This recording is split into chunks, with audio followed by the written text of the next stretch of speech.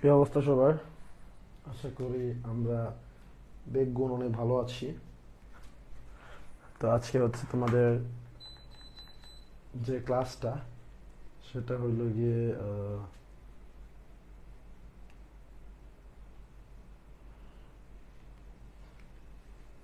মনের পর্যায়বৃত্ত ধর্ম। যদি আমি এটা শেষ করে ফেলছি অনেকটাই, তো আমি জাস্ট 1 ঘন্টা কি একটু বেশিক্ষণ পড়াবো।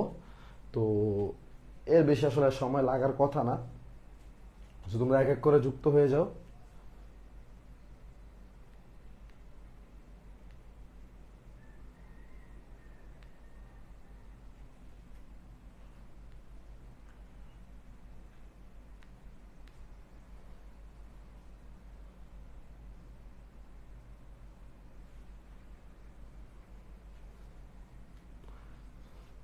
আচ্ছা,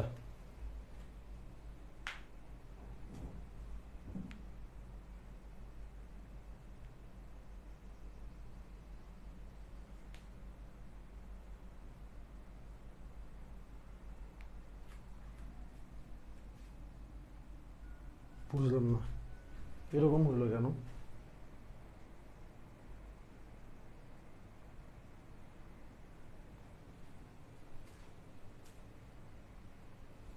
একটা সেকেন্ড সময় দিও ভাই আমাকে।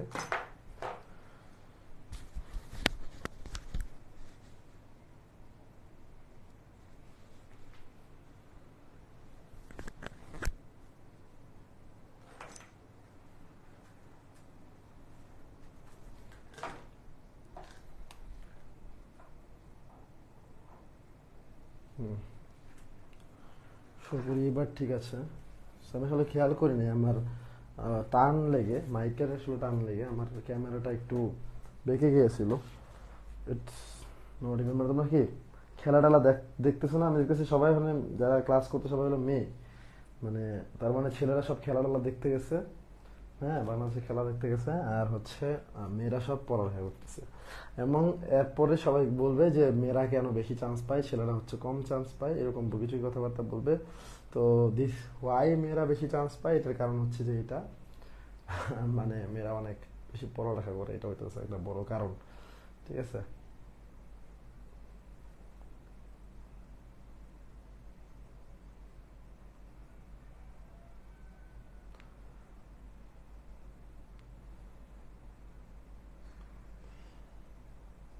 এই ক্লাস হইছে, মানে আমার মেজরিটি পার্ট শেষ করে ফেলছে। আমি জানতাম যে ক্লাস হয় নাই, এই জন্য মানে ক্লাস নাই, এই জন্য আমি সবটাই পুরোপুরি শেষ করে ফেলছিলাম।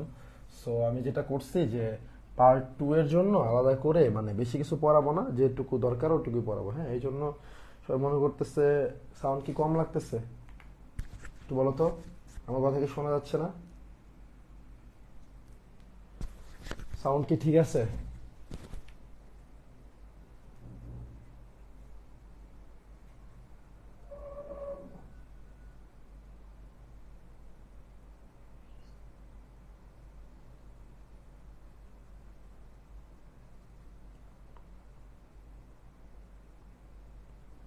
বাংলাদেশের আর সেমিফাইনালে যাওয়া হইলো না মনে হচ্ছে।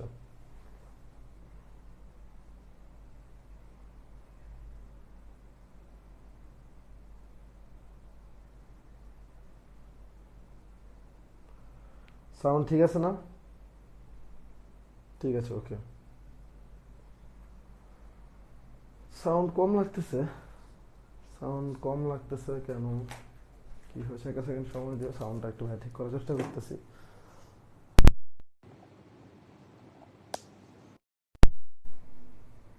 ঠিক আছে। রেডিওটা হ্যাঁ, ওকে।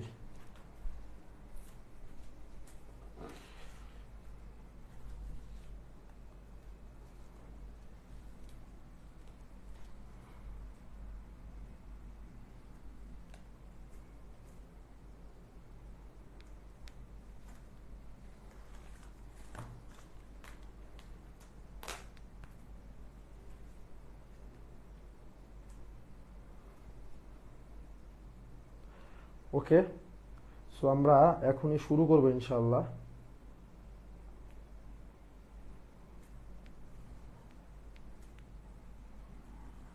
তো প্রথমতই আমাদের যে পার্টটুকু দিয়ে শুরু করব, আমাদের এই চ্যাপ্টারে আমাদের একটা বিশেষ জিনিস আছে, সেটা হলো তার আগে একটা কথা বলিনি যে আমি তোমাদেরকে বলে দিয়েছিলাম যে এই পার্টটুকু নিজে নিজে পড়ে ফেলো।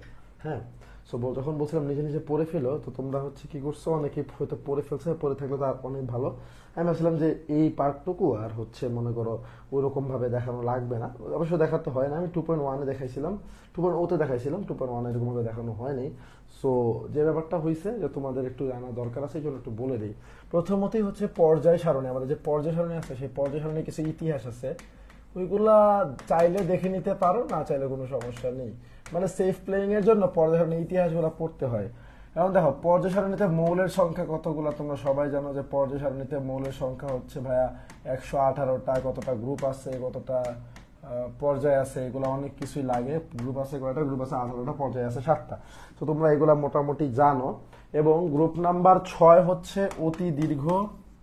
গ্রুপ নাম্বার 6-কে যদি আমরা বলি, গ্রুপ নাম্বার 6 হচ্ছে, বা সরি পর্যায় নাম্বার 6 হচ্ছে, মানে পর্যায় নাম্বার 6-কে বলা হবে অতি দীর্ঘ পর্যায়। তুমি বলতে পারো ভাইয়া পর্যায় 6 এবং পর্যায় 7 উভয়ের মধ্যেই তো সমান সংখ্যক মৌল আছে। পর্যায় নাম্বার 2 এবং পর্যায় নাম্বার 7 উভয়ের মধ্যেই সমান সংখ্যক মৌল আছে, তাহলে কেন আমরা 6-কে বলতেছি অতি দীর্ঘ পর্যায়, 7-কে কেন বলতেছি না? কারণ হচ্ছে ভাইয়া পর্যায় সারণীর সবচেয়ে বড় দুজন সেম, পর্যায় 6 32টা আছে, পর্যায় 7 32টা আছে, তাহলে কেন আমরা পর্যায় 6-কে বলতেছি? এর কারণ হইতেছে ভাইয়া যে আমাদের পর্যায় নাম্বার যে 6, পর্যায় নাম্বার 6-এর মধ্যে যে মৌলগুলো আছে তারা ম্যাক্সিমামই হচ্ছে তেজস্ক্রিয় না, কিন্তু পর্যায় 7-এ ম্যাক্সিমাম তেজস্ক্রিয়। তো তেজস্ক্রিয় গুলা কি হয়, এক সময় প্রমাণিত হয় যে না, তারা আসলে মানে একটা আইসোটোপ, তারা আসলে নিজে কোনো মৌল না, এরকম আসলে দেখতে মনে হয়। তো এরা একবার আসে একবার যায়, এই জন্য পর্যায় 7 প্রায় সময় খালি থাকে, আবার অনেক সময় ফিল আপ হয়। এই জন্য পর্যায় 6 হচ্ছে অতি দীর্ঘ পর্যায়। ঠিক আছে, এটা মাথায় রাখতে হবে। এবং সবচেয়ে বড় গ্রুপ কোনটা? সবচেয়ে বড় গ্রুপ হচ্ছে গ্রুপ নাম্বার 3 হচ্ছে সবচেয়ে বড়, কারণ গ্রুপ নাম্বার 3 এর মধ্যে সেই অ্যাক্টিনের সিরিজ আর ল্যান্থারের সিরিজটা অবস্থান করে। এই জন্য আমরা গ্রুপ নাম্বার 3-কে বলে হচ্ছে সবচেয়ে বড় পর্যায়। ঠিক আছে, আচ্ছা আমাকে একটু বলো তো, পারমাণবিক সংখ্যা কত হইলে আমরা বলতে পারি যে একটা পরমাণু হচ্ছে তেজস্ক্রিয়? বলো তো, পারমাণবিক সংখ্যা কত হইলে আমরা একটা মৌলকে তেজস্ক্রিয় বলতে পারি? এটা একটু ভাইকে জানাও, দেখি তোমাদের কোনো আইডিয়া আছে কিনা।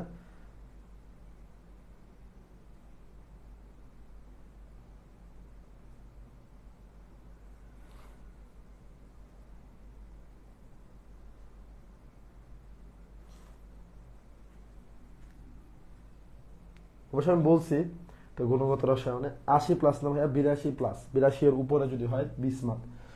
কিন্তু তোমরা কি জানো মানে 82-এর নিচে থাকার পরেও দুইটা পরমাণু এমন যাদের আসলে যারা তেজস্ক্রিয়, সেটা হচ্ছে টেকনিশিয়াম ও প্রোমিথিয়াম। প্রোমিথিয়াম, টেকনিশিয়াম হচ্ছে খুব সম্ভবত 45 বা 43 মনে হয়, খুব সম্ভবত 43 হচ্ছে টেকনিশিয়াম, এটা হচ্ছে 43। আর যে প্রোমিথিয়াম এটা হচ্ছে ভাইয়া 61। সো এরা মানে যখন আমাদের রাদারফোর্ড না, যখন আমাদের মেন্ডেলিফ পর্যায় সারণী নিয়ে আলোচনা করতেছিলেন, এই জায়গাটা খালি ছিল, এই জায়গাটা খালি ছিল 61তম 43 সময় খালি ছিল, কারণ হচ্ছে এরা প্রকৃতিতে আইস তেজস্ক্রিয় অবস্থায় থাকে, মানে ভেঙে যায়। সো এরা 82-এর কম, 82-এর কম কিন্তু তেজস্ক্রিয়, কম কিন্তু তেজস্ক্রিয়। আশা করি এটা তোমাদেরকে আমি বুঝাইতে পারছি। ঠিক আছে, এটা আশা করি তুমি বুঝাইতে পারছো। আর ল্যান্থারের সিরিজ অ্যানালিসিস এগুলো তোমরা একটু পড়ে নিবে, কাকে বলা হয় আধুনিক পর্যায় সারণীর জনক, কাকে আসলে পর্যায় সারণীর জনক বলা হয় না, এগুলা একটু ভালো করে দেখে ফেলতে হবে। ঠিক আছে,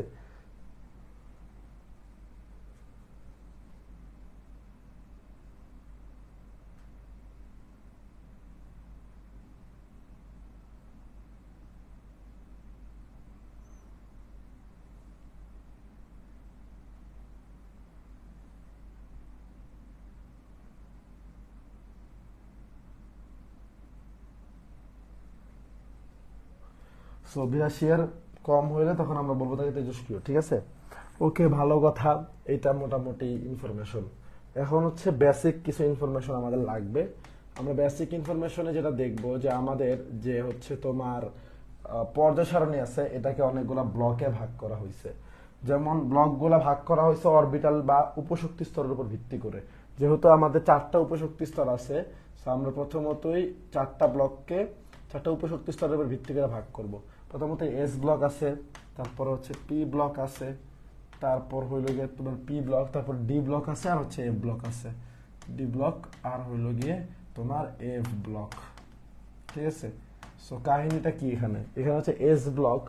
এস ব্লকের যদি কথা আমি বলি, এস ব্লকের মধ্যে যে সকল মৌলের ইলেকট্রন বিন্যাসে সর্বশেষ ইলেকট্রনটি এস অরবিটালে প্রবেশ করে তাকে আমরা বলবো এস ব্লক মৌল। অর্থাৎ যে সকল মৌলের ইলেকট্রন বিন্যাস করলে সর্বশেষ ইলেকট্রনটা এস অরবিটালে প্রবেশ করে তাকে আমরা বলবো এস ব্লক, মানে মৌল। এই সকল মৌলকে একসাথে আমরা বলবো এস ব্লক।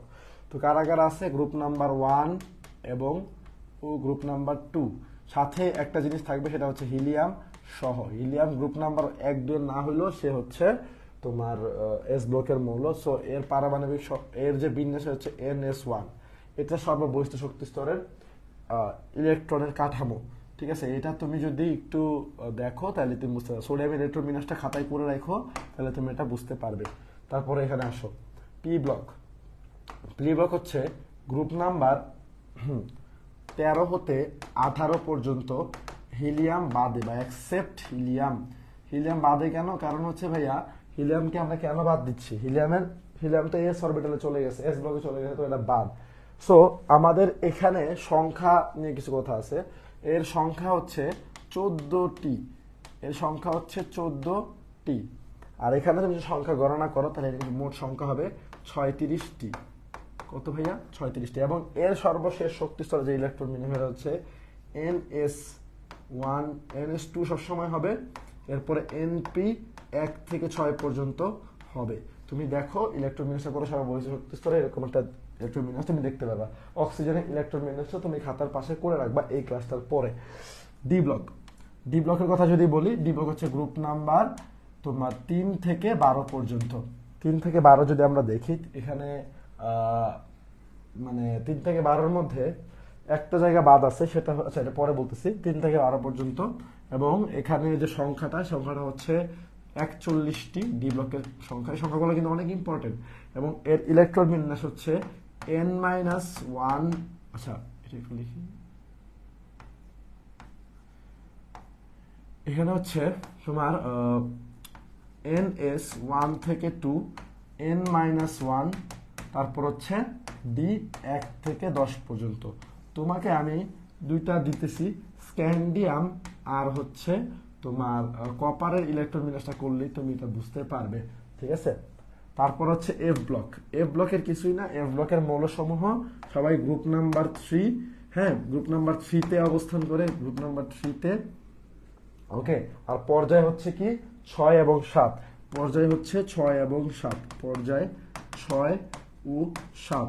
এবং এই এখানে মানে পর্যায়ের নিচে যে দুটো লাইন আছে ওইটা আমরা সকলেই জানি।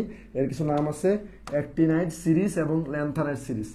অ্যাক্টিনাইডস ও ল্যান্থানাইডস গুলা, অ্যাক্টিনাইডস ও ল্যান্থানাইডস, আমি লিখলাম না ল্যান্থা, লিখে দিলাম ল্যান্থা। ঠিক আছে, ল্যান্থানাইডস বুঝে নাও। কিন্তু এই অ্যাক্টিনাইড সিরিজ এবং ল্যান্থানাইড সিরিজের মধ্যে এদের সংখ্যা হলো 30টা। 15-15-30টা থাকে। কিন্তু এফ ব্লকের সংখ্যা হচ্ছে 27টা। কেন 27টি? 27টি হওয়ার কারণ হচ্ছে এই অ্যাক্টিনাইড এবং ল্যান্থানাইড সিরিজের মধ্যে তিনজন আমার ডি অরবিটালের মধ্যে বা ডি ব্লকের মধ্যে পড়তেছে। এদের নাম হলো থোরা, একলা, মানে এই যে TH, মানে আমি ভুলে থোরাস কি জানি একটা নাম, অ্যাক্টিনাইডস ল্যান্থানাইডস। ঠিক আছে, ওইটাই। হ্যাঁ, সবাই বলে মাশাআল্লাহ মাশাআল্লাহ মাশাআল্লাহ। এই তিনজন এফ মানে এই তিনজন অ্যাক্টিনাইড সিরিজ এবং ল্যান্থানাইড সিরিজে থাকার পরেও এরা কিন্তু ডি ব্লক মৌল। এরা হচ্ছে ডি ব্লক মৌল। ডি ব্লক মানে অ্যাক্টিনাইড এবং ল্যান্থানাইড সিরিজের ছোট ভাই, কিন্তু থোরিয়াম। হ্যাঁ, থোরিয়াম মনে পড়ছে। সো হ্যাঁ,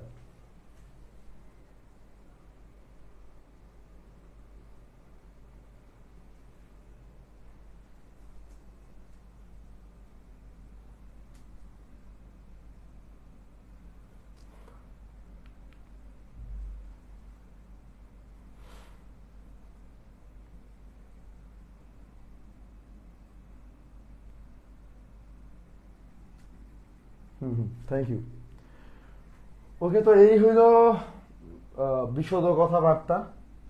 মোটামুটি আমরা এই ইনফরমেশনগুলো জানি, তো এখানে আর আমার তেমন কোনো কথাবার্তা বলা লাগবে না। ওকে, সো আমরা এক এক করে সবখানে দেখি। আমরা এখন একটু ইলেকট্রন বিন্যাসটা দেখব, মৌলের অবস্থান ইলেকট্রন বিন্যাসের উপর ভিত্তি করে, যে হচ্ছে তোমার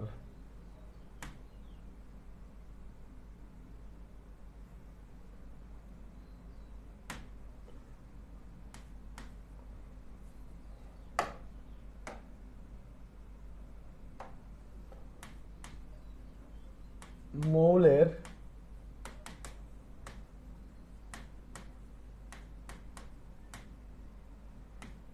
অবস্থান নির্ণয়। ভালো কথা, মৌলের অবস্থান নির্ণয়টা আমরা এখন দেখব। সো চলো, এগুলো তোমরা জানো। তো আমি কিছু ক্রাইটেরিয়া সেট করে দিচ্ছি। 1 নাম্বার, শেষ স্তরে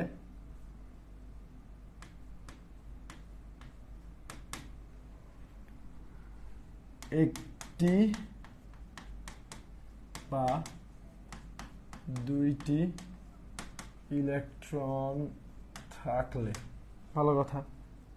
বি ক্রাইটেরিয়া হবে যে তোমার শেষ স্তরে দুইটির বেশি ইলেকট্রন থাকলে।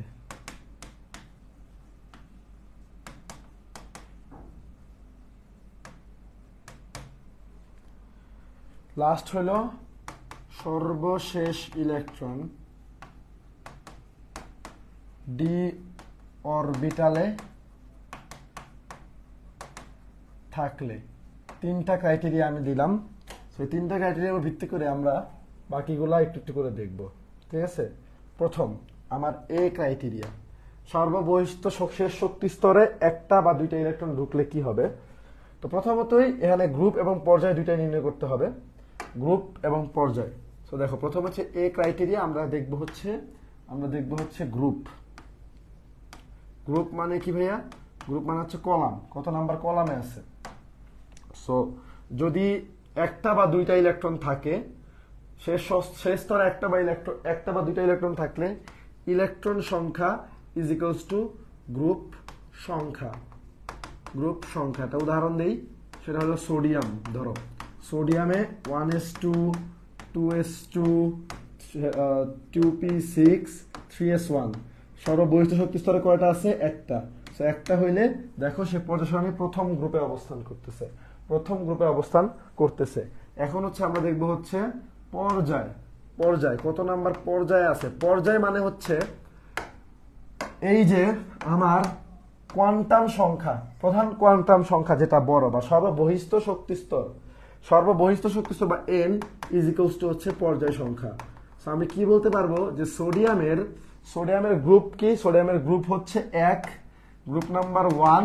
এবং পর্যায় কি হবে সোডিয়ামের পর্যায় হবে গিয়ে তোমার সোডিয়ামের পর্যায় হবে গিয়ে কত? 3। সো সোডিয়ামের পর্যায় বা পিরিয়ড হইল গিয়ে তোমার 3। ঠিক আছে, রো আর কলাম, গ্রুপ বলে ফেলতেছি, সমস্যা নাই। রো কলাম তুমি নিজে, পর্যায়ের মানে কলাম তুমি এটা নিজে নির্ণয় করতে পারবা। ঠিক আছে, সো এটা হলো আমার 1 নাম্বার ক্রাইটেরিয়া ছিল। ঠিক আছে, বুঝা গেছে কি? পর্যায় 3, গ্রুপ 1। ওকে, পরেরটা দেখি আমরা, চলো। সেটা হলো এই যে এই জায়গায় ক্রাইটেরিয়া নাম্বার 2।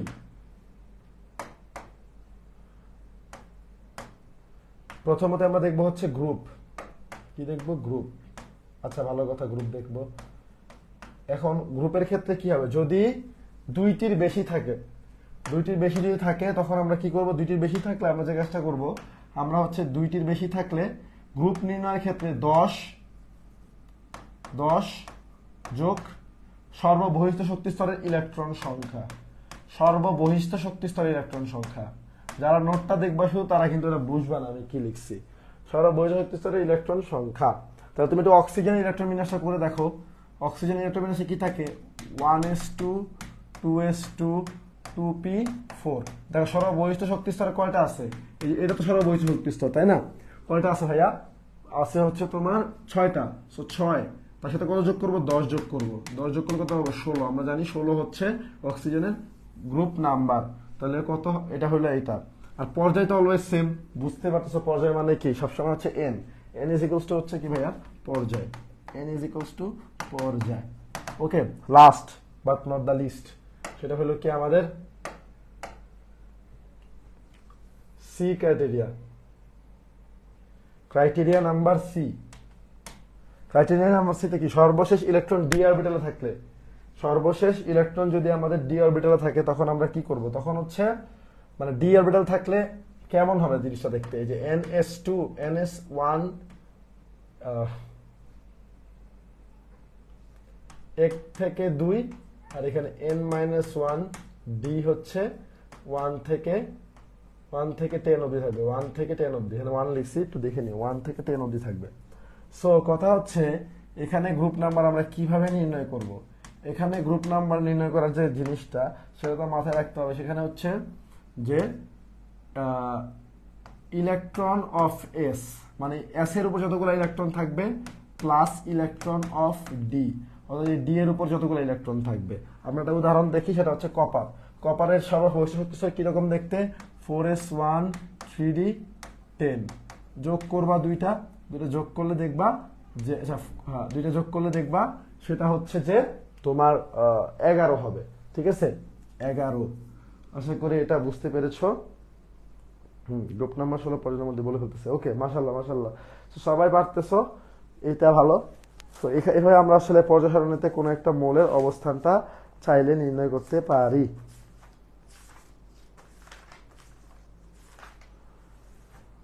বুঝছো?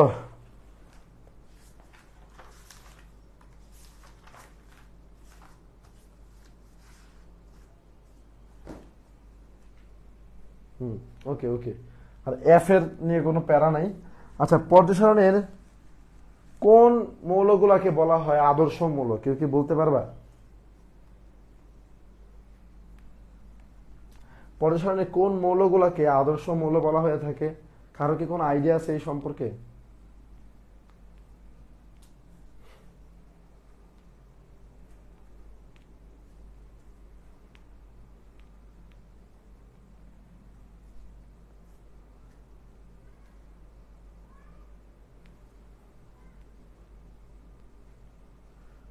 দুই এবং 3 পর্যায়ের, এটা তো মেডিকেল আসছিল 2 এবং 3 পর্যায়ের। আসলে এটা কি প্রতিনিধি মৌল বা আদর্শ মৌল বলা হয় সে সকল মৌলকে তাদের সর্বশেষ ইলেকট্রনটি এস এবং পি অরবিটালে প্রবেশ করছে, বা এস এবং পি ব্লকের মৌলসমূহকে আদর্শ বা প্রতিনিধি মৌল বলা হয়। এস এবং পি ব্লকের যে মৌলগুলো আছে তাদেরকে আমরা বলি হচ্ছে আদর্শ বা প্রতিনিধি মৌল। বুঝা গেছে? না, 2 এবং 3 পর্যায়ের মৌলগুলো আসলে এস ব্লক এবং পি ব্লক। অ্যাকচুয়ালি এটা মেডিকেল একবার আসছিল, একটু ঘোরায় পেঁচে আসছিল। আসল উত্তর হচ্ছে এস এবং পি ব্লক। ঠিক আছে, ওকে। সো ইয়া, এটা মোটামুটি আশা করি আমরা এটা বুঝে গেছি। আমরা পরবর্তীতে যেটা দেখবো সেটা হচ্ছে বিভিন্ন মৌলের বিভিন্ন ব্লকের বৈশিষ্ট্যগুলো দেখবো। সো এস ব্লকের পার্টিকুলারলি কিছু বৈশিষ্ট্য আছে। এস ব্লকের বৈশিষ্ট্যগুলো আমরা দেখি একটু। এস ব্লকের বৈশিষ্ট্য, ভালো কথা। এস ব্লকের বৈশিষ্ট্যগুলো অ্যাকচুয়ালি কি কি? দেখো, এস ব্লকের বৈশিষ্ট্যগুলো তোমরা নিজেরা পড়ে নিবে, তো আমি কিছু বলে দিচ্ছি। সেটা হইলো আয়নিক যৌগ গঠন করে, ডায়া চুম্বক, তারপরে বেরিলিয়াম কিন্তু আবার আয়নিক যৌগ গঠন করে না। শিক্ষা পরীক্ষায় বর্ণ দেয় বেরিলিয়াম এবং ম্যাগনেসিয়াম ছাড়া। তারপর ধরো ছুরি দিয়ে কাটা যায়, নিম্ন গলনাঙ্ক, এইগুলা একটু পড়তে হবে। তড়িৎ আয়নিক শক্তি সর্বঋণাত্মক, এই কথাগুলো একটু ভালো মতো পড়তে হবে। ঠিক আছে, এটা পড়ে নিও। সো এস ব্লকের বৈশিষ্ট্যটা আমি আসলে ব্যাখ্যা করে আর পড়াবো না, সেটা হচ্ছে বুঝাই দিব। 2 এবং 3 পর্যায়ে বললে ভুল হবে না ভাইয়া, 2 এবং 3 পর্যায়ে বললে ভুল হবে না, কিন্তু এটা অ্যাকচুয়াল উত্তর না। অ্যাকচুয়াল উত্তর হচ্ছে গিয়ে তোমার এস ও পি ব্লক। তো 2 এবং 3 পর্যায়ে যে মৌলগুলো আছে সবগুলো এস এবং পি এর অন্তর্ভুক্ত, কিন্তু 1 এবং 2 1 কে তুমি ফেলাই দিছো, তারপর হচ্ছে বাকিগুলোকে তুমি ফেলে দিতে পারবে না। তো এস এবং পি ব্লকের মূল যারা আছে তারাই হচ্ছে মূলত ইয়ে। তো আমরা এখন পি ব্লকগুলো দেখবো। তো পি ব্লকের এক একটা মানে গ্রুপের বৈশিষ্ট্য এক এক রকম। তো আমরা এক একটা বৈশিষ্ট্য যেহেতু এক এক রকম, আমরা এক এক রকম প্রত্যেকটা আলাদা আলাদা করে পড়বো।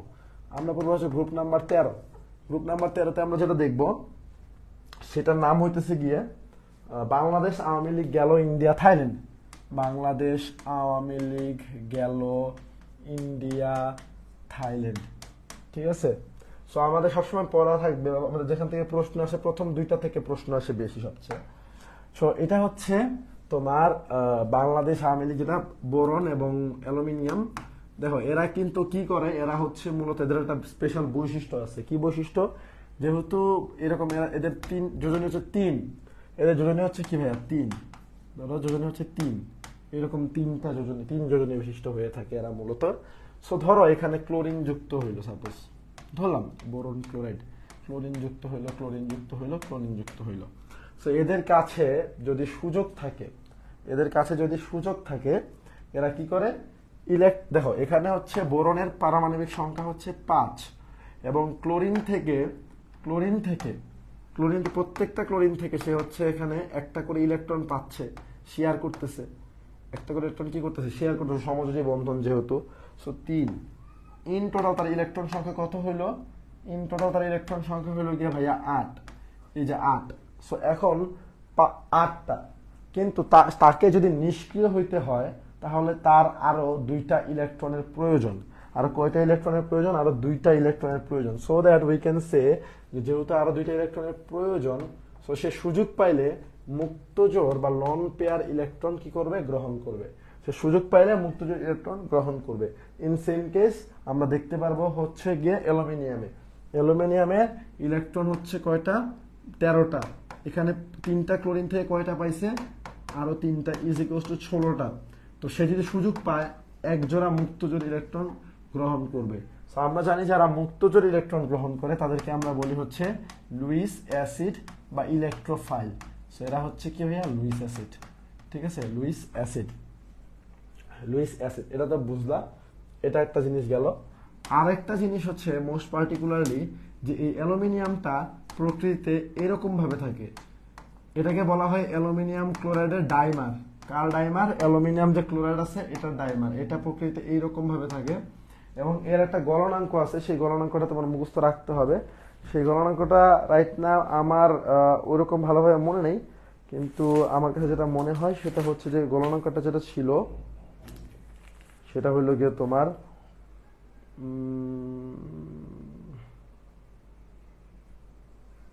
এটা গলনাঙ্ক একটু বললো তো যদি কেউ জানো। এই যে Al2Cl6 এর গলনাঙ্কটা কত? 152 না সামথিং জানি ছিল গলনাঙ্কটা। আমার রাইট নাও এখন এত ভালোভাবে মনে পড়তেছে না, বাট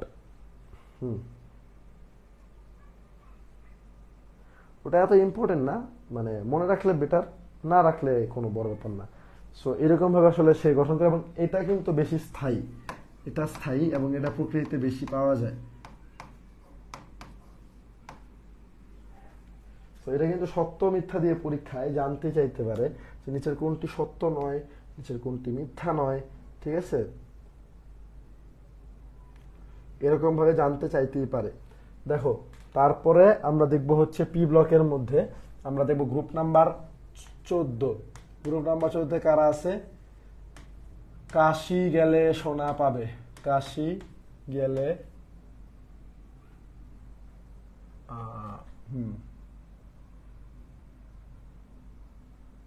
কাশি গেলে, হ্যাঁ ঠিক আছে, সোনা পাবে। ওকে, সো এই হইল কথা। এর মধ্যে আমাদের এখানে পড়তে হবে এটা, ঠিক আছে। তো এখানে মনে রাখতে হবে CCl4 পানিতে দ্রবীভূত হয় না, সরি, পানিতে দ্রবীভূত হয় না,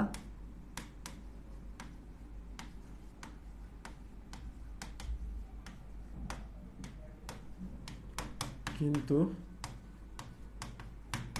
SiCl4 হয়, ঠিক আছে। এটার কারণ কি? এটার কারণ একটাই, কার্বনে ফাঁকা ডি অরবিটাল নাই। এটা ব্যাখ্যা এখন তোমার জানার দরকার নাই, খুব বড় সড়ো করে বোঝানোর দরকার নেই। তুমি জাস্ট এটা মনে রাখবা যে কার্বনে ফাঁকা ডি অরবিটাল নাই, এই জন্য কার্বন টেট্রাক্লোরাইড পানিতে দ্রবীভূত হয় না, ঠিক আছে। বাট সিলিকন ট্রাইক্লোরাইড পানিতে কিন্তু দ্রবীভূত হয়। এবং আরেকটা জিনিস যে কার্বন ডাই অক্সাইড কি ভাইয়া, কার্বন ডাই অক্সাইড কিন্তু গ্যাসীয়, একই জিনিস কিন্তু কার্বন ডাই অক্সাইড গ্যাসীয়, হ্যাঁ। এবং সিলিকন ডাই অক্সাইড কি, সিলিকন ডাই অক্সাইড হচ্ছে তোমার কঠিন। এটার কারণটা কি, এটার কারণ হচ্ছে কার্বন ডাই অক্সাইডে দুর্বল ভ্যান ডার ওয়ালস বল। দুইটা কারণ আছে, দুর্বল ভ্যান ডার ওয়ালস বল। রিটেন হইলে আমি অনেক ভালো করে তোমাকে চিত্রটিটা আঁকে শিখাইতাম, বাট এখন দরকার নেই। দুর্বল ভ্যান ডার ওয়ালস বল একটা, আর একটা কারণ হচ্ছে তার আকৃতি হইল সরল রৈখিক, সরল রৈখিক আকৃতি, সরল রৈখিক আকৃতি। আর ওইটার আকৃতি হচ্ছে দৈত্যাকার, এটার আকৃতি হইল দৈত্যাকার, ঠিক আছে।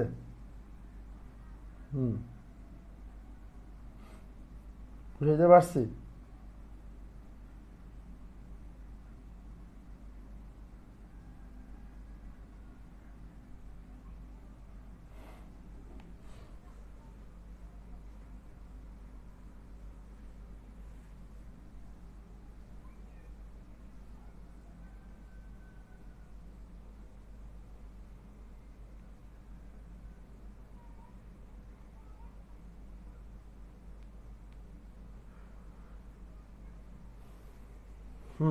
এইচএসসি তো অনেক ইম্পর্টেন্ট ছিল, এখন আসলে এত ইম্পর্টেন্ট না। এখন just for your kind information তোমাকে জাস্ট একটু মনে রাখতে হবে, এটাই আর কিছু না, ঠিক আছে।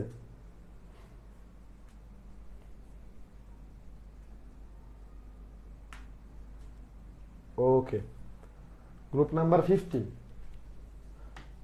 এটা অনেক ইম্পর্টেন্ট। নাই প্রিয়া, নাই প্রিয়া আছে সবই বিরহ, ঠিক আছে। নদীতে পানি আসে সবে বিকালে, বাট আমার কাছে এটাই ভালো লাগে, নাই প্রিয়া আসে সবই বিরহ। ওটা দিবেন নিউ, ওটা মনে রাখলেই হইল। এটাতেও মেন কাহিনী সব এখানে নিয়ে, এটাকে নিয়ে কাহিনী যে আচ্ছা, এর আগে নাইট্রোজেনের কিছু অক্সাইড আছে, ওইটা সম্পর্কে অনেক কোয়েশ্চেন আছে, হ্যাঁ। নাইট্রোজেনের কিছু অক্সাইড টক্সাইড আসে, NO যেটার নাম হচ্ছে তোমার নাইট্রাইজ অক্সাইড, ঠিক আছে। N2O এর নাম হচ্ছে নাইট্রাস অক্সাইড, নাইট্রাস অক্সাইড। তারপর হচ্ছে NO যেটা হচ্ছে নাইট্রিক অক্সাইড, নাইট্রিক। তারপর হইল N2O3, এটার নাম হলো ডাই নাইট্রোজেন ট্রাই অক্সাইড, এটা তোমরা একটু লিখে নিও, die nitrogen try oxide. NO2 বা N2O4 একই কথা, NO2 আর N2O4 একই কথা, এটার নাম হচ্ছে nitrogen die oxide, nitrogen die oxide. আর এখানে N2O5 এর নাম হচ্ছে নাইট্রোজেন পেন্টা অক্সাইড। তো যেটা তোমাকে জানতে হবে সেটা হচ্ছে যে এই যে এরা প্রথম যেটা দেখতে পাচ্ছ, এরা হইতেছে মূলত তোমার এর এই প্রথম দুইটা হচ্ছে তোমার কি গ্যাস, প্রশম অক্সাইড, প্রশম অক্সাইড। আর এখানে যেহেতু অধাতুর অক্সাইড সেহেতু এরা হচ্ছে অ্যাসিডিক, সেহেতু এরা হচ্ছে কি অ্যাসিডিক অক্সাইড। এবং সবচেয়ে বড় কথা হচ্ছে এই যে আমাদের প্রথম যে আছে তার কিন্তু একটা স্পেশাল নাম আছে, তার নাম হচ্ছে লাফিং গ্যাস, ঠিক আছে। তার নাম হচ্ছে কি, লাফিং গ্যাস। আর কাঁদুনে গ্যাস কোনটা, কাঁদুনে গ্যাস হচ্ছে CCl3NO2, কার্বন টেট্রাক্লোরাইড বা নাইট্রোকার্বন টেট্রাক্লোরাইড। CCl3NO2 হচ্ছে টিয়ার গ্যাস, ঠিক আছে।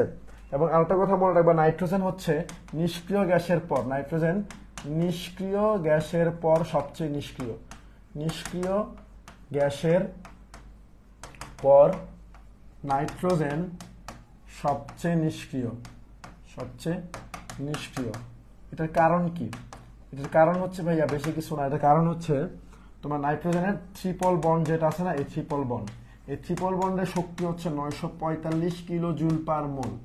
এটা ভাঙতে শক্তির প্রয়োজন হয়, এবং এত শক্তি নর্মালি আমাদের প্রকৃতিতে বিরাজ করে না। কিন্তু বজ্রপাত, বজ্র কারণ ঠিক আছে কিনা আমি জানি না, পাত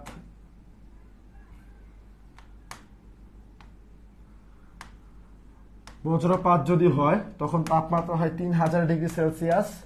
তখন এই তাপমাত্রা ভেঙে, এই তাপমাত্রায় নাইট্রোজেনটা ভেঙে নাইট্রোজেন অক্সাইডে পরিণত হয়।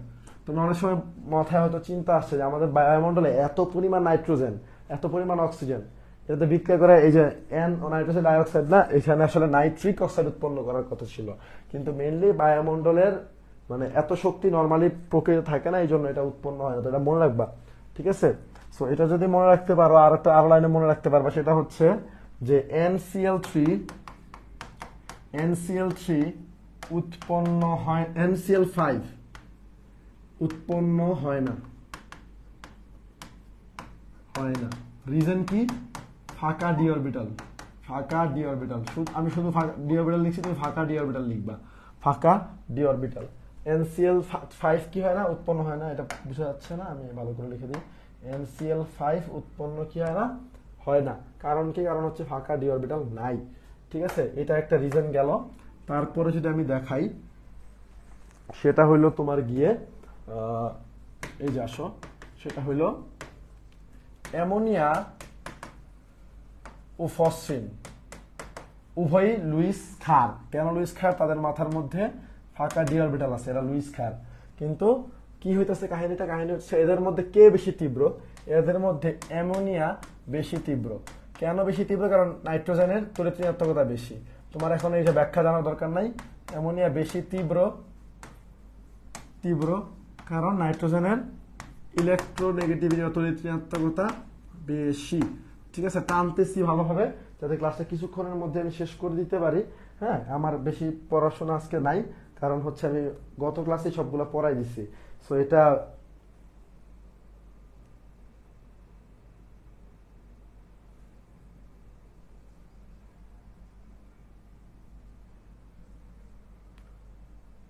কার্বন ডাইঅক্সাইডের সংকরণ কেন sp2 হবে?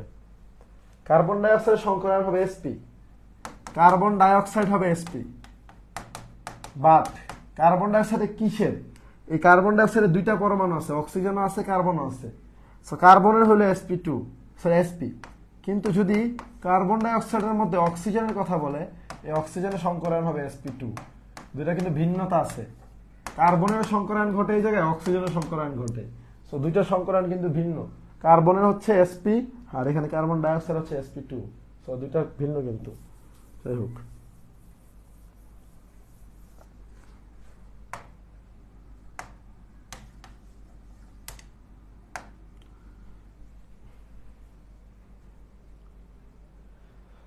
ওকে।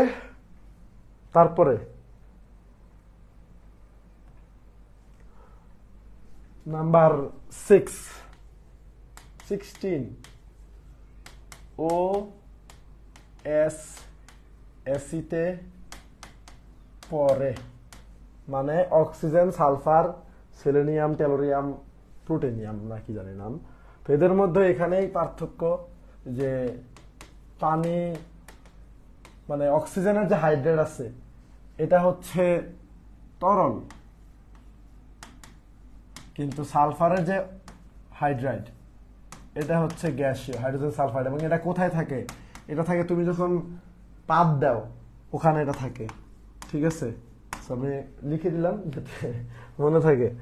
এটা তোমাদের বায়োলজিতে আছে, পরিপাক এবং শোষণে, যে কেন আমাদের মানে ফিসিসে গন্ধ হয় বা সামথিং।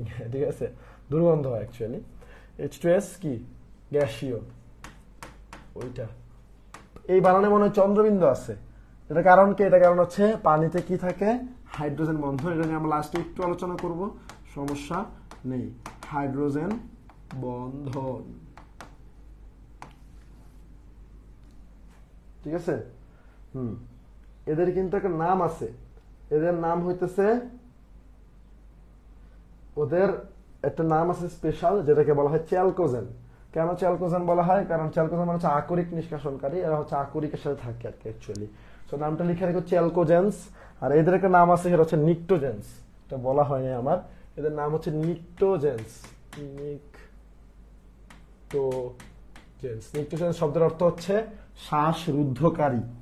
নিক্টোজেন্স শব্দের অর্থ হচ্ছে ভাইয়া শ্বাসরুদ্ধকারী। ওকে,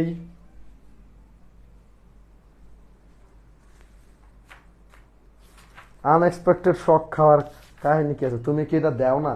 তুমি নিজেও এটা নিঃসরণ করো, সেটা নিয়ে ভাবার কোনো কারণ নেই, ঠিক আছে?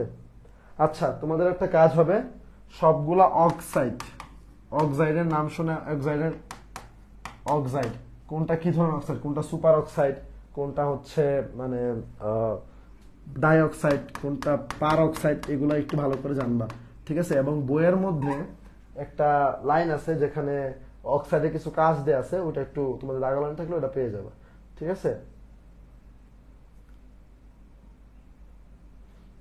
আচ্ছা, ডিরেক্ট যেমন উচ্চারণ তুমি দিতে শরম নাই, আমি উচ্চারণ করলে সমস্যা, ঠিক আছে? ওকে, তো এখান থেকে আর তেমন কিছু লাগে না অক্সিজেন থেকে। তারপরে আমরা যাবো হচ্ছে গ্রুপ নাম্বার 16-তে।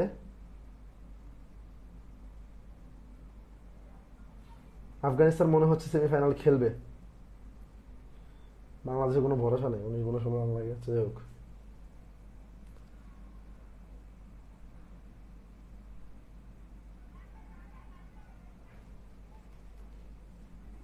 ওকে, তারপরে আমরা দেখবো হচ্ছে গ্রুপ নাম্বার 17। গ্রুপ নাম্বার 17-তে কি কি আছে? গ্রুপ নাম্বার 17-তে যেটা আছে সেটা হলো এটার নাম হচ্ছে halogens. Fluorine, chlorine, bromine, iodine, astatine. So এখান থেকেই যেটা হবে, ফ্লোরিনের যে রং, ফ্লোরিন দিয়ে হচ্ছে ফিকে হলুদ। ফ্লোরিনের বর্ণ হচ্ছে কি ফিকে হলুদ, ফিকে হলুদ। ক্লোরিন হচ্ছে, ক্লোরিন কেমন যেন মানে সবুজ সবুজ ভাব মনে হয়, তো হলুদ হাফ সবুজ। দেখো ব্রোমিন, বিতে ব্লাড, বিতে ব্রোমিন, সো দুইটাই হচ্ছে লাল। আয়োডিন, আয়োডিন হচ্ছে বেগুনি। অ্যাস্টাটিন কি এটা আমি নিজে জানি না, দরকার নেই, ঠিক আছে? ফ্লোরিনের যেটা দেখলা না, ফ্লোরিনের বর্ণ কেমন বুঝলা? ফ্লোরিন এবং এই যে আমাদের ক্লোরিন উভয় হচ্ছে কি, উভয় হচ্ছে তোমার গ্যাসীয়। যেহেতু ব্রোমিন হচ্ছে রক্ত বা লাল, সেহেতু আমরা বলবো হচ্ছে সে হইল গিয়া তোমার তরল। আর আয়োডিন হচ্ছে লবণ, সো এটা হবে গিয়ে তোমার কঠিন। বুঝা গেছে? সো এইরকম কিছু জিনিসপাতি জানলে মোটামুটি হয়ে যাবে, তেমন আর আহামরি কিছু জানা লাগবে না। সবুজ হাব হলুদ, তাই না? আচ্ছা আমি ভুল লিখছি, হলুদ হাব সবুজ লিখছি, এটা হবে সবুজ হাব হলুদ। ধন্যবাদ তোমাকে ফর দ্য কারেকশন, ঠিক আছে?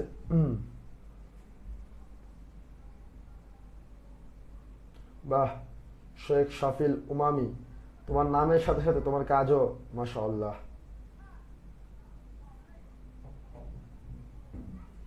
শখ কেউ আগে থেকে জেনে খায় না। ধন্যবাদ, বাহ, অনেক সুন্দর একটা তুমি জোক মেরেছ, খুবই খুশি লাগছে যে তোমার এই জোকটা আমার শুনে। যাই হোক, আচ্ছা, তো এই হলো মেন কথা। আমরা হয়তো এটা ভালো করে বুঝতে পারতেছি।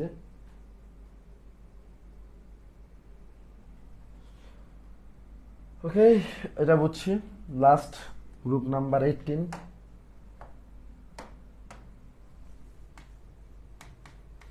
গ্রুপ নাম্বার 18 কি? নিষ্ক্রিয় gas, nerd gas, inert gas, অনেক কিছু নাম আছে। সো আমরা যদি দেখি কি কি আছে, তোমার হচ্ছে প্রথমে হিলিয়াম, নিয়ন, আর্গন, ক্রিপ্টন, জ্যানন আর রেডন। ক্রিপ্টন, জ্যানন আর হইল গিয়া তোমার রেডন। আমাদের হিলিয়াম হচ্ছে সব আসল নিষ্ক্রিয় gas, proper inert gas, proper nerd gas বা প্রপার নিষ্ক্রিয় গ্যাস হিলিয়ামটা। হ্যাঁ, হিলিয়াম এবং নিয়ন নিয়নও কিছু কিছু ক্ষেত্রে, বাট হিলিয়াম হচ্ছে সবসময় প্রপার ইনার্ট গ্যাস।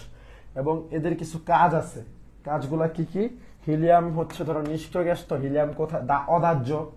সো এর মানে কাজটা কি? এটা হচ্ছে বেলুনে উড়াইতে কাজ লাগানো হয়, বেলুন উড়াতে। বেলুন সবচেয়ে হালকা গ্যাস হচ্ছে হাইড্রোজেন। বেলুন, সো হাইড্রোজেন থেকে সে হচ্ছে 92% হালকা। কার থেকে? হাইড্রোজেন থেকে। আমি লিখতেছি না, হাইড্রোজেন থেকে 92% হালকা।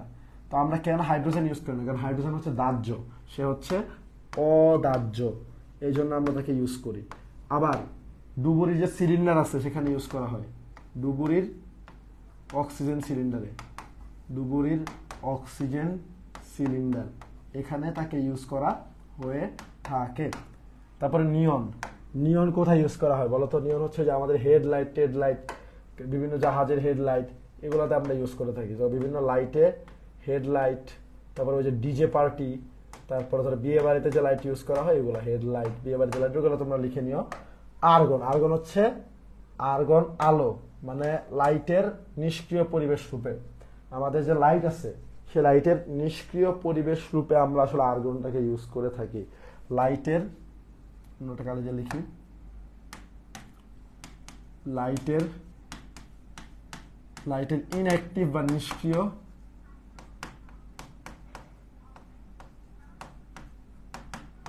পরিবেশ।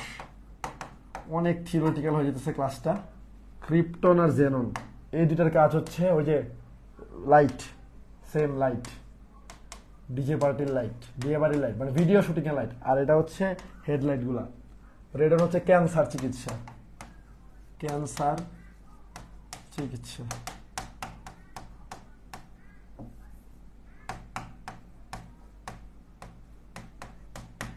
শেষ, ডান ডান ডান।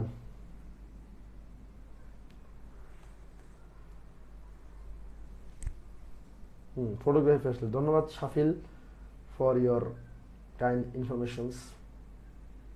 হ্যাঁ, বৈদ্যুতিক বাল্বের নিষ্ক্রিয় পরিবেশ সবার এইগুলা অনেক মুখস্থ।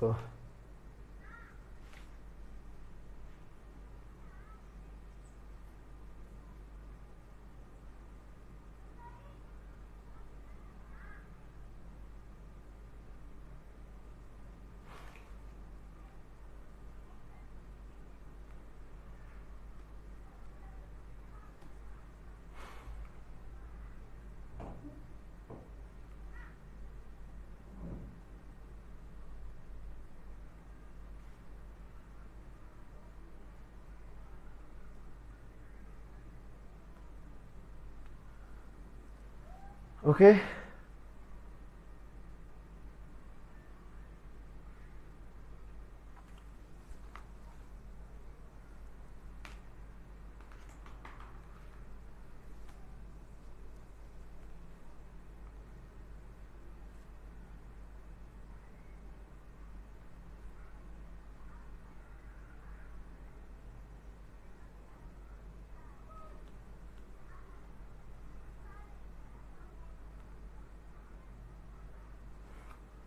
আচ্ছা আচ্ছা।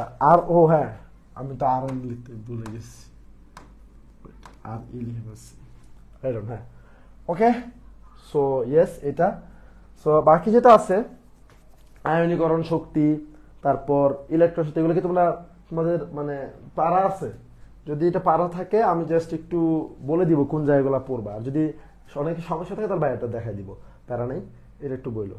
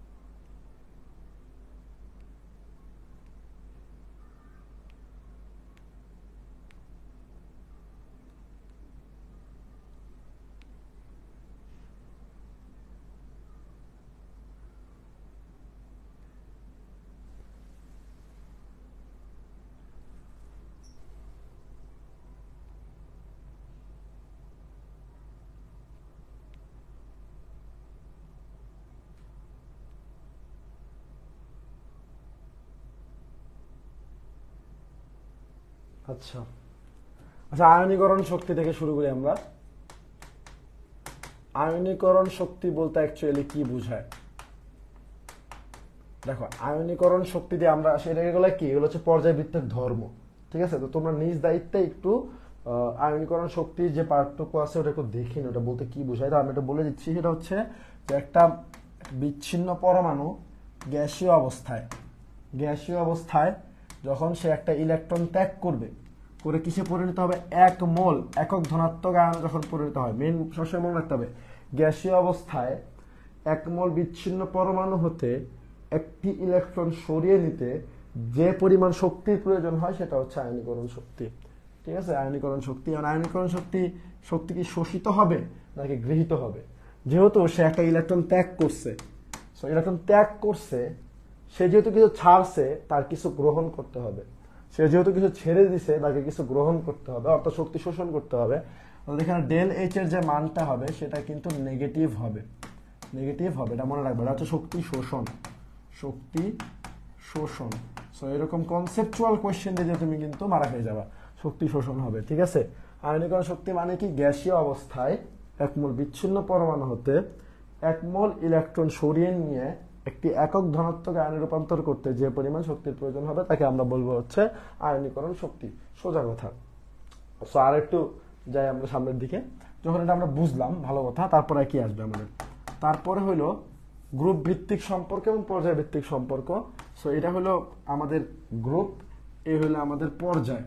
ঠিক আছে, আমরা জানি একই পর্যায়ের বাম হতে ডানে গেলে আয়নীকরণ শক্তি কি হয়? বাড়ে। ডান হতে বামে গেলে আয়নীকরণ শক্তি কি হয়? বাড়ে। উপর থেকে নিচে গেলে কি হবে? কমবে। একই গ্রুপের ডান হতে বামে গেলে কি হবে?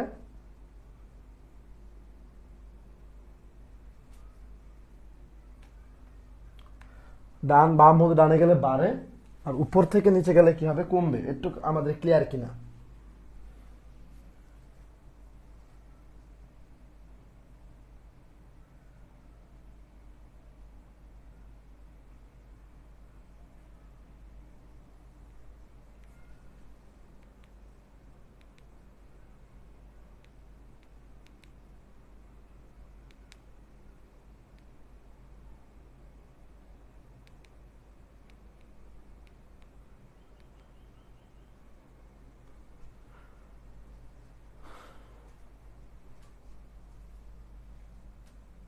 ওকে ওকে, কিন্তু প্রশ্নটা কোথায় থেকে আসবে?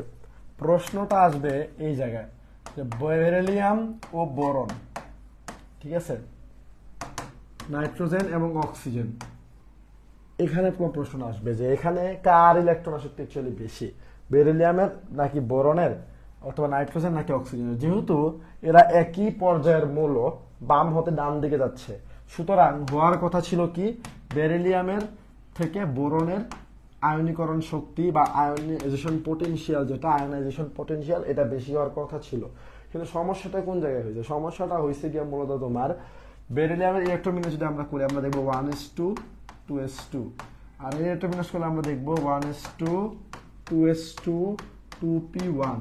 এই যে এক্সট্রা 2p1টা আছে এখানে, 2s2 সম্পূর্ণভাবে পরিপূর্ণ আছে, 2s2 অরবিটালটা অ্যাটলিস্ট, বা 2s অরবিটালটা পূর্ণ আছে, বাট এখানে এক্সট্রা করে একটা p1 আছে। সো এখানে যেহেতু সে একটা স্থিতিশীল স্টেটে আছে, এখানে p1টা না অর্ধপূর্ণ না পূর্ণ, কিন্তু 2sটা কিন্তু পূর্ণ আছে। সো এটা ত্যাগ করে দেওয়া বেশি সহজ। এটা ত্যাগ করে দেওয়া কি ভাইয়া বেশি সহজ হয় মানে কি? শক্তি কম প্রয়োজন পড়বে। চিন্তা করে দেখো, এখান থেকে আমি এই ক্যাপটা সরাই নিয়ে যাব, যত শক্তি আমার বেশি লাগবে তত খুলে নেওয়া কঠিন, তাই না? শক্তি আমার যত বেশি লাগবে তত খুলে নেওয়া কঠিন। বাট আমি যদি চিন্তা করি এই কলমের ক্যাপটা খুলে নিয়ে যাব, শক্তি কম লাগতেছে। শক্তি যত কম লাগবে খুলে নেওয়া তত সহজ, শক্তি কম লাগলে খুলে নেওয়া তত সহজ। তাহলে এখানে খুব সহজে সে ত্যাগ করে দিবে আরো বেশি স্থিতিশীল হওয়ার জন্য। সুতরাং এই কারণে আমাদের এটা হচ্ছে কি উল্টা হবে, এই চিহ্নটা উল্টা, অর্থাৎ বেরিলিয়ামের হবে বেশি। এটা একটা ব্যতিক্রম। নাইট্রোজেন অক্সিজেনের ক্ষেত্রে নাইট্রোজেনের পারমাণবিক বিন্যাস দেখবে 2s2 2p3 এরকম দেখতে, 2s2 2p3, আর অক্সিজেনের হলো 2s2 2p4। সো এটা অর্ধপূর্ণ আছে, এটা তুলনামূলক বেশি স্থিতিশীল। তো সুতরাং সে একটা ইলেকট্রন খুব আরামসে ত্যাগ করে দিতে পারবে। সো সেহেতু আমাদের নাইট্রোজেনের তড়িৎ ঋণাত্মকতা বেশি ইন কম্পেয়ার টু অক্সিজেন। ঠিক আছে, এটা আমাদের সবারই মোটামুটি মুখস্থ। প্রথম আয়নীকরণ শক্তি, দ্বিতীয় আয়নীকরণ শক্তি জানা দরকার নেই, জাস্ট এটা মনে রাখবে। প্রথম আয়নীকরণ শক্তি হচ্ছে শোষণ, আর দ্বিতীয় আয়নীকরণ শক্তি হচ্ছে কি বলে এটাকে, ত্যাগ বা বর্জন। প্রথমটা হচ্ছে মাইনাস, পরেরটা হবে প্লাস। ঠিক আছে, প্রথমটা যদি শোষণ হয়, পরেরটা বর্জন হবে, বাট এগুলো তোমাদের লাগবে না, ওটা নিয়ে কোনো চিন্তা নেই। ঠিক আছে, এটা মনে রাখো, প্রথমটা যদি শোষণ হয়, পরেরটা হবে বর্জন। সো বেরিলিয়ামের সাথে সাথে আর একটা জিনিস মনে রাখো, সেটা হলো বেরিলিয়ামের উপর আর একটা জিনিস আছে ম্যাগনেসিয়াম, তার উপর আছে অ্যালুমিনিয়াম, এটাও সেম, এটার ক্ষেত্রে এটা ভিন্ন হবে। নাইট্রোজেনের উপরে কি আছে, ফসফরাস, তাই না, অক্সিজেনের উপর সালফার, এটাও ভিন্ন। সো এটাও ব্যতিক্রম, এই চারটা আয়নীকরণ শক্তি হতে ব্যতিক্রম। সো এটা মনে রাখাটা কিন্তু জরুরি। ঠিক আছে, এক্সোথার্মিক, এন্ডোথার্মিক। ঠিক আছে, সাফিল তো আজকে পুরো ফর্মে আছে, কাহিনী কি?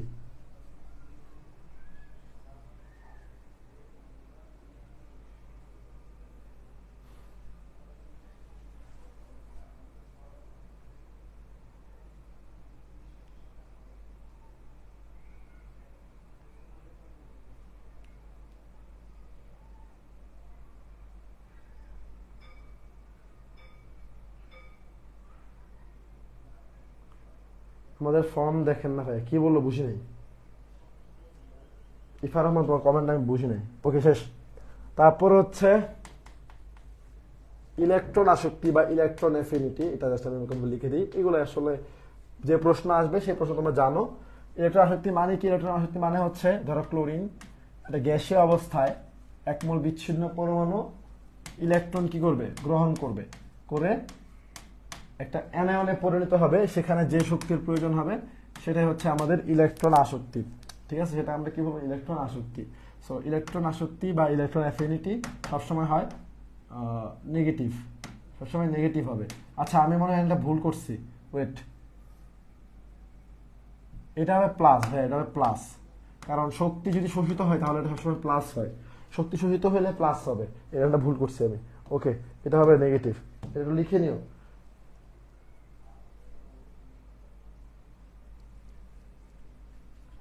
ঠিক আছে, হ্যাঁ, ইফার রহমান, তোমরা ফর্মে আছো, আলহামদুলিল্লাহ। সো এটা হলো মেন কথা, ক্লোরিন একটা ইলেকট্রন গ্রহণ করে ক্লোরিন মাইনাসে পরিণত হয়েছে। সো এটাও সেম, উপর থেকে নিচে গেলে কি হবে, কমবে। একই গ্রুপের উপর থেকে নিচে গেলে কমবে, একই পর্যায়ে বাম থেকে বামে গেলে বাড়বে। সো এখানে যে ব্যতিক্রমটা দেখা যাবে, এগুলো সেম, সবগুলাই সেম, কয়েকটা জায়গায় খালি ব্যতিক্রম দেখা যায়, সেটা হচ্ছে আকারের ক্ষেত্রে। আকারের ক্ষেত্রে, বিজারণ ধর্মের ক্ষেত্রে। ঠিক আছে, আমি একটু দেখাই দিব কোন কোন ক্ষেত্রে হচ্ছে এগুলো দেখা যায়। ঠিক আছে, আর কর্ণ মৌলগুলা মনে রাখা শর্টকাট, জাত সাবাহ। তোমার, তুমি আমাকে বলো, ওদের কাছে কেন আজ করতেছো, আজব জিনিস ভাই। আচ্ছা, তো এই হলো মেন কথা। তো এখানে যে ব্যতিক্রমটা দেখা যাবে সেটা হচ্ছে ক্লোরিন আর ফ্লোরিনের মধ্যে ব্যতিক্রম। ক্লোরিন এবং ফ্লোরিনের মধ্যে, যেহেতু উপর থেকে নিচে গেলে কি হয় ভাইয়া, হ্রাস পায়। উপর থেকে নিচে গেলে কি হয়, হ্রাস পায়। সেহেতু কি হওয়া উচিত ছিল, সেহেতু হওয়া উচিত ছিল ফ্লোরিনের বেশি, ক্লোরিনের কম।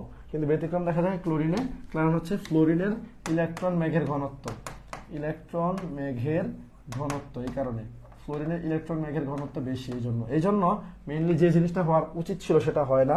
কি উচিত ছিল, অ্যাকচুয়ালি গ্রুপটা দেখতে এরকম হওয়া উচিত ছিল যে সবচেয়ে বেশি হচ্ছে ফ্লোরিন, তারপর ক্লোরিন, তারপর ব্রোমিন, তারপর হচ্ছে আয়োডিন। কিন্তু মজার বিষয় হলো সেটা হয় না, না হয় এরকম হয়, এটা কাটা, এটা রাইট, ক্লোরিন, তারপর ফ্লোরিন, তারপর ব্রোমিন, তারপর হচ্ছে গিয়ে আয়োডিন।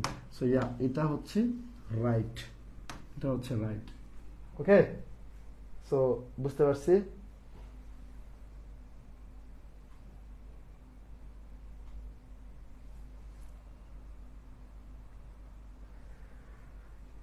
ওকে, আশা করি এটা আমাদের বোঝা হয়ে গেছে, এটা নিয়ে কোনো সমস্যা নেই, আসবে এখান থেকে।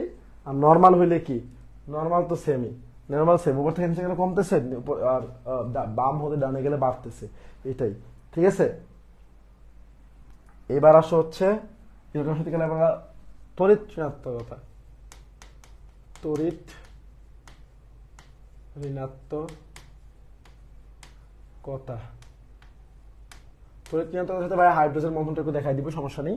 দেখো, তড়িৎ ঋণাত্মকতার কথা বললে, তড়িৎ ঋণাত্মকতা বলতে কি বোঝায় এটা একটু দেখাই।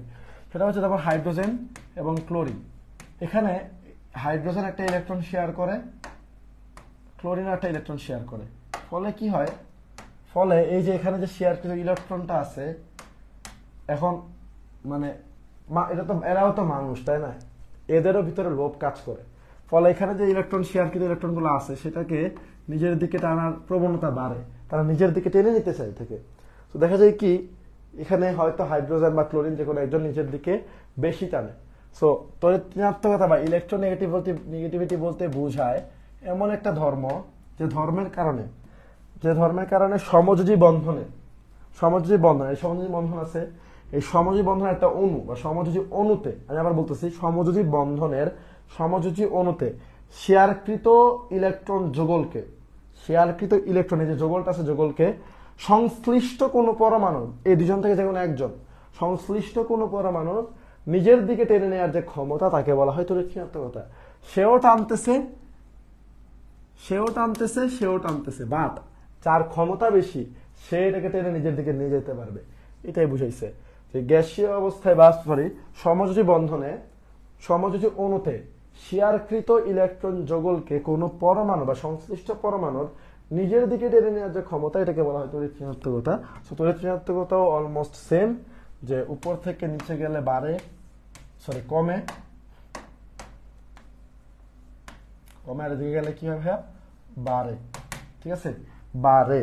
সো এখান থেকে একটা জিনিস তোমাদের জানতে হবে, যেটা মোটামুটি হচ্ছে জানলেই তোমাদের হয়ে যাবে, ইটস নট ইভেন ম্যাটার। সেটা হলো, আমি এটা তোমরা লিখছো আশা করি, আমি একটু পরের পেজে দেখাই। সেটা হলো এরকম, হাইড্রোজেন, ভালো কথা, হাইড্রোজেন গেল, লিথিয়াম, বেরিলিয়াম, বোরন,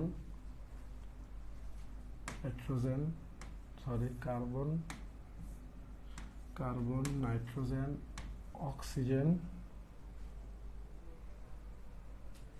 ফ্লোরিন,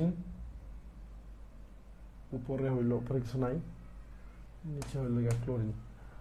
তো এখানে সবচেয়ে বেশি তড়িৎ ঋণাত্মকতা হচ্ছে ফ্লোরিনের, মানে এই যে আমাদের যে পর্যায় সারণী আছে সেখানে সবচেয়ে বেশি তড়িৎ ঋণাত্মকতা হলো আমাদের ফ্লোরিনের, সেটা হলো 4.0। তারপর অক্সিজেন কমবে 3.5, nitrogen 3, carbon 2.5, boron 2, beryllium 1.5, lithium 1, hydrogen 2.1 এবং ক্লোরিন হচ্ছে 3.0, ব্রোমিন হচ্ছে 2.5, ঠিক আছে, ব্রোমিন হচ্ছে 2.5। এই জন্য কার্বনের সাথে ব্রোমিন প্রায় সময় যৌগ উৎপন্ন করতে চায় না নর্মালি, ঠিক আছে, ওকে। সো এইটা একটু মনে রাখতে হবে।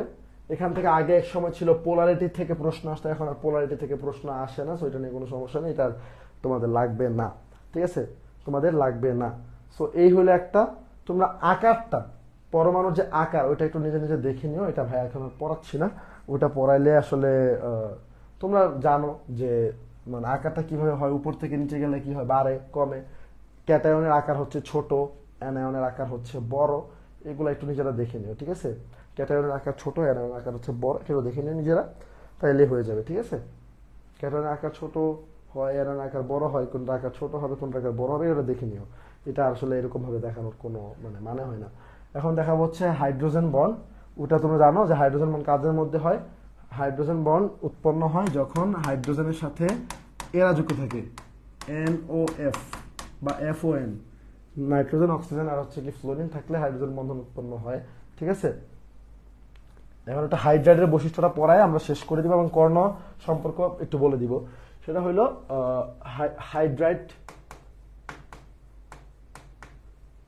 হাইড্রাইডটা একটু তোমরা দেখা ভাইয়া, সেটা হচ্ছে যে ধরো মনে রাখবে হাইড্রাইডের গলনাঙ্ক এবং স্ফুটনাঙ্ক TB ও TM উপর থেকে নিচে গেলে কি হয়, বাড়ে। হাইড্রাইডের গলনাঙ্ক উপর থেকে নিচে গেলে বাড়ে, এটাই সম্পর্ক। হাইড্রাইডের গলনাঙ্ক উপর থেকে নিচে গেলে কি হবে, বাড়বে, ঠিক আছে।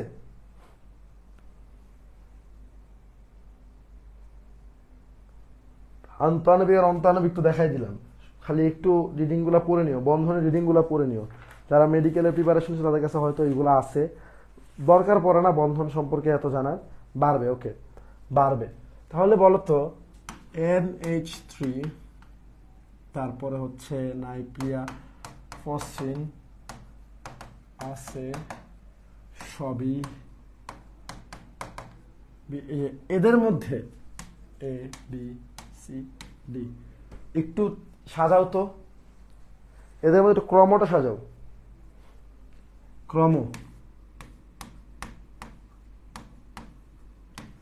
ক্রমটা একটু সাজাও দিও তোমাকে। হাইড্রাইডের গলনাঙ্ক হচ্ছে উপর থেকে নিচে গেলে বাড়ে, এটাই সম্পর্ক। একই গ্রুপের উপর থেকে নিচে গেলে হাইড্রাইডের গলনাঙ্ক বাড়ে, এটাই বলছে, স্যার আর কিছুই না।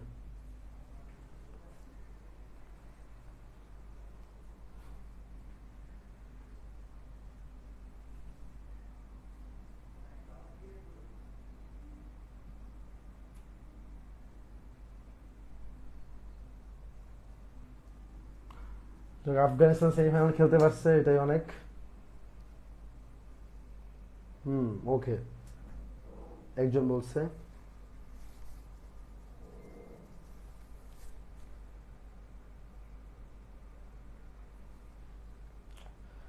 সবই ঠিক আছে, কিন্তু এটা একটা ব্যতিক্রম, এটা ব্যতিক্রম, কয়েকটা ব্যতিক্রম আছে, এগুলো আমি দেখা দিচ্ছি।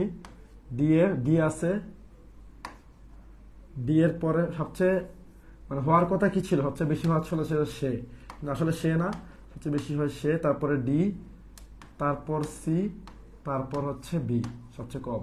এটার কারণ কি, মানে মেনলি হওয়ার কথা ছিল এটা ডি সি এ বি, এটা হওয়ার কথা ছিল, বাট কেন এ হইতেছে আগে থাকে, কারণ এখানে হাইড্রোজেন বন্ড আছে, এখানে হাইড্রোজেন বন্ধন আছে, হাইড্রোজেন বন্ধন।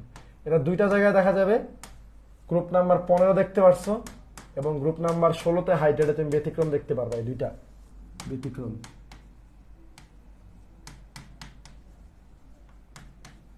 বুঝছো?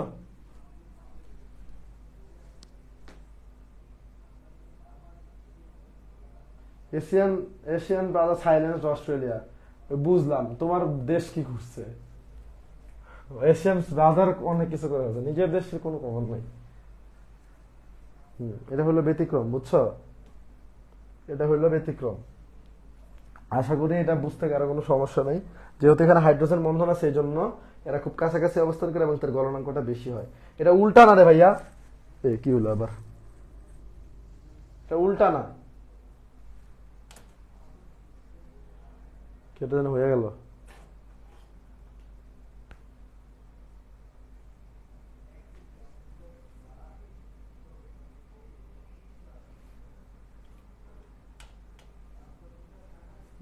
ওকে, সো এটা হলো মেন কথা, আমরা আশা করি এটা বুঝতে পারছি। হ্যাঁ, এবিসিডি ওকে। তাহলে করোনা সম্পর্ক,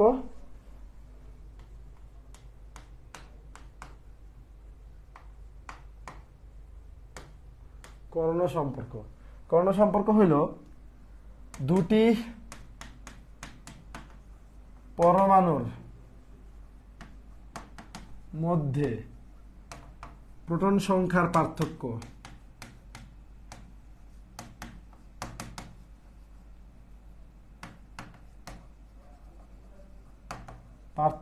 যদি 9 হয় তবে করোনা সম্পর্ক বিদ্যমান। যেমন বেরিলিয়াম, ম্যাগনেসিয়াম, লিথিয়াম এবং হচ্ছে magnesium, beryllium, aluminium, boron, silicon, অনেকগুলো আছে এরকম। সো পার্থক্য যখন 9 হবে তখন হচ্ছে তাদেরকে বলবো আমরা কর্ণ। প্রোটন সংখ্যা পার্থক্য যদি 9 হয় তখন আমরা বলবো যে তাদের মধ্যে কি সম্পর্ক আছে, কর্ণ সম্পর্ক আছে। বোঝা গেছে ভাইয়া? যদি তাদের মধ্যে পার্থক্য যদি 9 হয় তখন আমরা বলতে কর্ণ সম্পর্ক আছে, কর্ণ সম্পর্ক। আচ্ছা, এই হইলো লাস্ট এটা আমি কালকে পড়ানো উচিত ছিল, কালকেরটা একটুখানি দেখাই দিব। সেটা হলো বন্ধন প্রকার গণনা, বন্ধনের প্রকার গণনা। এটা কি কি দেখো, যদি কোনো যৌগে দুটি পরমাণু থাকে,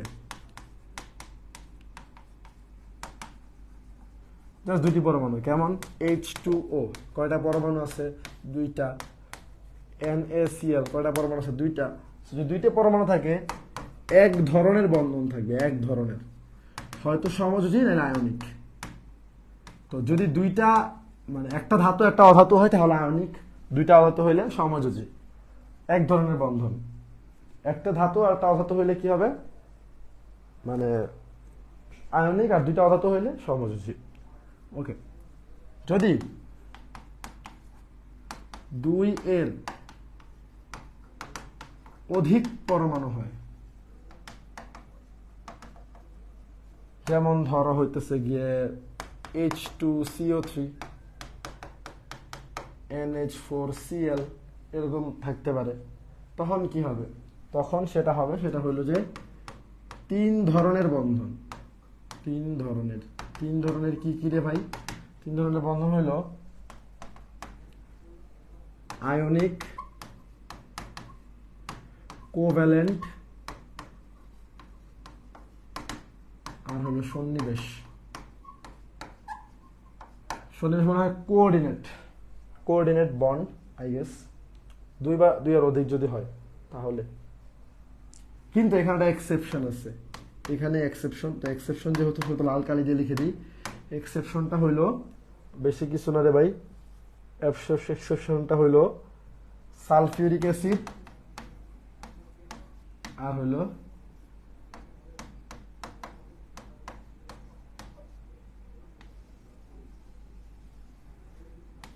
সালফিউরিক অ্যাসিড আর ফসফরিক অ্যাসিড। এখানে থাকবে হচ্ছে 2 ধরনের বন্ধন, সেটা হলো তোমার সমযোজী আর আয়নিক।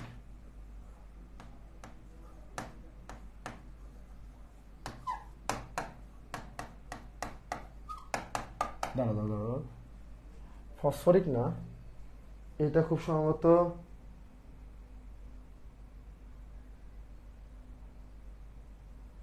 হ্যাঁ এটা। তারপরে হলো লাস্ট যেটা, সেটা হলো ভাইয়া তোমার যদি এরকম কোনো যোগের সাথে পানি অ্যাড থাকে, পানি অ্যাড থাকলে, যেমন ধরো তুতের মধ্যে পানি অ্যাড আছে, তখন 4 ধরনের বন্ধন হবে। কয় ধরনের? 4 ধরনের।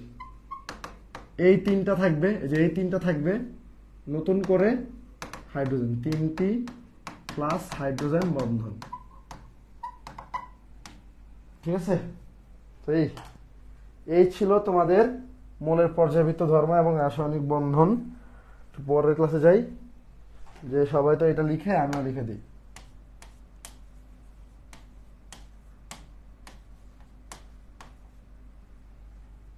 যাও, থ্যাংক ইউটা আমি ডিজার্ভ করি, তোমরা না। যাই হোক, ওকে, বুঝা গেছে ভাইয়া?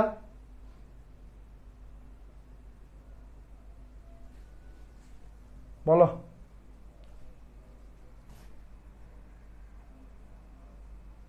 আচ্ছা, তোমাদের কোনো প্রশ্ন জানার থাকলে করে ফেলতে পারো। একজন বলছে যে ভাইয়া, হ্যাঁ ভাই, ডেলিভারি চার্জ দিয়ে তো নিতে হবে তোমাকে। তুমি কাউকে বলে দাও বাসের কাছে।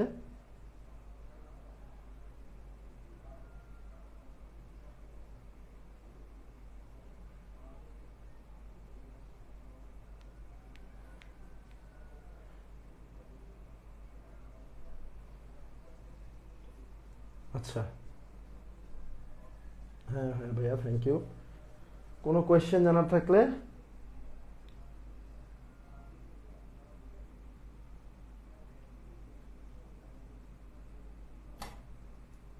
ডেলিভারি চার্জ 100 টাকা ভাইয়া।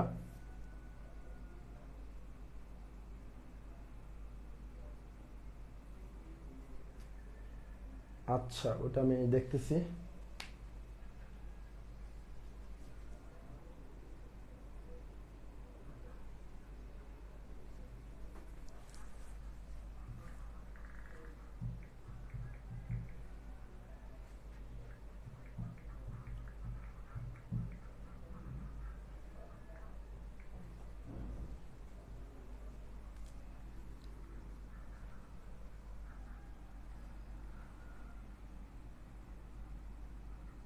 2.0 ব্যাচের কেউ থাকলে, ও আচ্ছা ওটা দেয় নাই, আচ্ছা 2.0, আচ্ছা ওটা এই ক্লাসটা তো আমি নিয়ে ফেলছি এখানে, ওটা তো আমি দিয়ে দিচ্ছি, আমি তো আজকে পড়াই ফেলছি, ওইটাই তো ওদেরকে পড়াইছিলাম, আমি বলছিলাম যেখানে আমি একটা ক্লাস পাইছি। ওকে, আশা করি কারো কোনো প্রশ্ন নাই, ইনশাল্লাহ ভালো থাকো, সুস্থ থাকো, দেখা হবে পরবর্তী ক্লাসে।